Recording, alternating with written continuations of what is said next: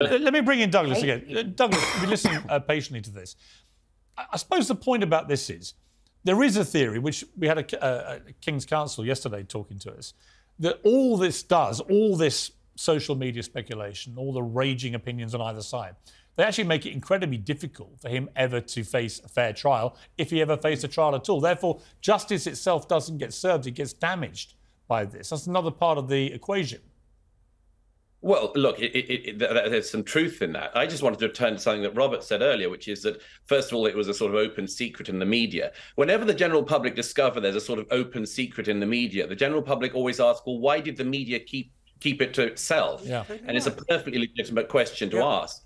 And the second question point to make, if I may, is Robert said everyone enabled him. That's not true. I can give a list of the people who enabled him. The BBC, Channel 4, The Guardian, that hosted him as a columnist as well as an attendee at editorial conferences, the New Statesman that made him the editor for one issue. And this is important because this was at the height of the allegations that were made against him. At this same time, if I may point out, Charles Moore at the Telegraph and the Spectator pointed out that Russell Brand's behaviour was so abhorrent at the BBC that he would no longer pay the BBC licence fee. It was not the case that everyone fell for this charlatan. It was not the case that everyone thought he was God's gift and that he could swing an election. It was a very strange time on the British left, and it was the British left that enabled him now. And I could just make this one point. I don't want to be partisan about this because there's a non-partisan point, but it is important to note that as Russell Brand has, in my view, given himself cover by fleeing to this weird far-right conspiracy place, almost nobody on the right of the spectrum has welcomed him.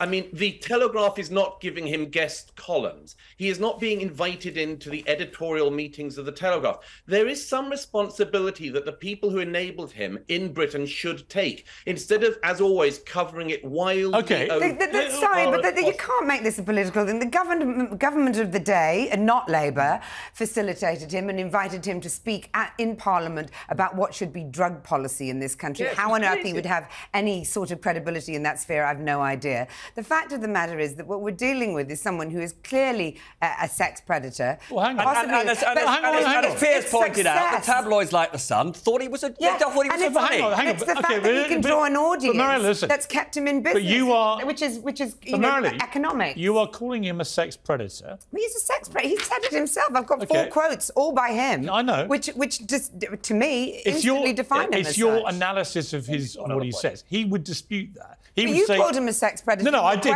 I did, but not. And he didn't mind that at all. Well, he did. He objected immediately. He said, I resent the word predator, right? So he doesn't categorise. He says he was wildly promiscuous, loved sex with thousands of women, but that's not a crime, right? The question is, has what he's done actually become criminality? The Sunday Times... Well, he has been accused. He's been accused of rape. Yeah, he's been accused of crimes. I painted verbal pictures and begged until she kissed me. I lied and danced and evoked the spirit of Pan till reluctantly she removed her bra. I used tears and emotional blackmail to secure the immolation of her knickers. I mean, you know, I don't have to say anything, really. I think it speaks for itself. When did that book come out? It came out, I think, 2004. Right, so but I don't remember any action being taken about the book, right? So I don't even know who published it. I'm not an expert on Russell Brand. But I am an expert on sexism in society, and I don't think that you can call it an either right-wing or a left-wing or indeed a mainstream or a non-mainstream thing. It's everywhere. I'm not going to defend Russell Brand. I want to see how this plays out. You're going to wait to see what everyone else says. No. I want to see how it plays out. There is one small point, just to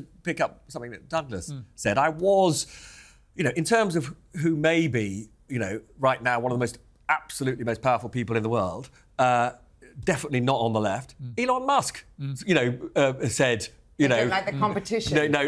No wonder they're coming after you. Yeah. So, he has been endorsed by people of all shades, shall we say. But I can think of a lot of rock stars. He's got Andrew Tate right behind him. But Marilyn, you and I first met in the music business when you were a music PR. There were lots of rock stars and pop stars who were behaving just like Russell Brand and boasting about it. Morals and the discussion... No one's saying he's unique. That's the tragedy. That's what I'm trying to say, is that this is a cultural, societal issue. I think what's changed, wild, brazen, boastful promiscuity by male celebrities used to be celebrated. It definitely isn't now. There's been a shift in the way these are viewed morally. Piers, there has always been a line, though, and there has always been a line. The line is criminality, yeah. Can we just look at Andrew Tate and his enormous success? Yeah. He boasts about his sexuality all the time. Yes. I mean, it's not that it's a thing of the past. It's just that Russell Brand is the object of our ire at the moment. But what we're not doing is shifting the whatever the expression is.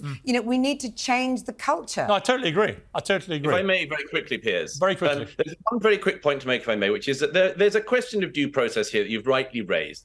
And many people have been saying, well, how could the girls in question, the young women in question, get a fair trial? I think that's an incredibly important point to raise.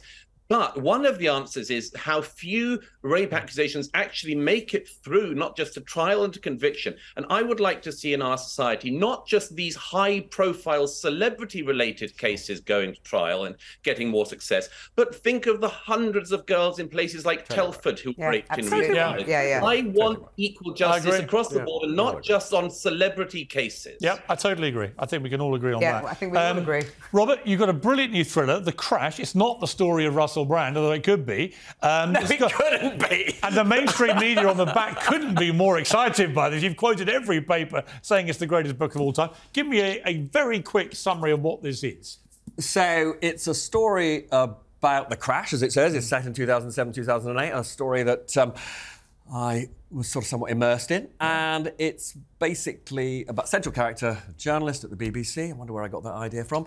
So original. Whose on-off girlfriend is found hanged in her flat. And it's a story about the abuse of power by people at the top of big organisations, something we've just been talking about, and his quest to find out why she died.